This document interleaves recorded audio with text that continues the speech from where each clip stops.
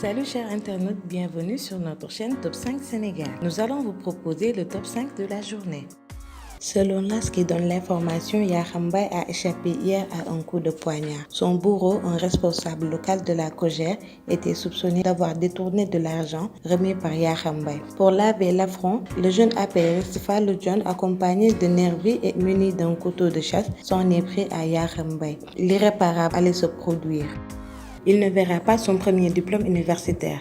L'élève en classe de terminale L2 au cours privé Chérif Abdoulaye Thiaw Laye de Malika est parti à jamais après avoir terminé le premier tour de l'examen. D'après des sources de l'AS, c'est sur un terrain de foot qu'il s'est effondré des suites d'un arrêt cardiaque à la veille de la publication des résultats du bac. Au finish, d'ailleurs, Pape An Diop est admis au premier tour. Le défunt est footballeur à l'ASC Djoko et AS Malika. Krépin Diatta souffre d'une commotion cérébrale et d'une fracture du poignet, a indiqué lundi le club de Bruges. Le jeune allié sénégalais 19 ans s'est blessé suite à un choc avec Colin Faye lors de sa super coupe de football entre les Brugeois et le Standard 2-1 dimanche soir à Bruges.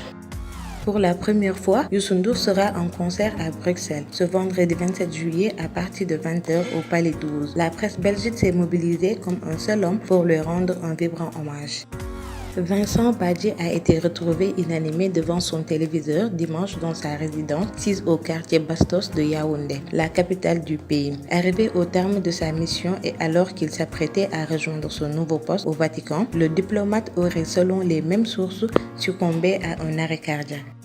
Merci de nous avoir suivis et n'oubliez pas de liker, de vous abonner et de cliquer sur la cloche notification pour ne rater aucune information.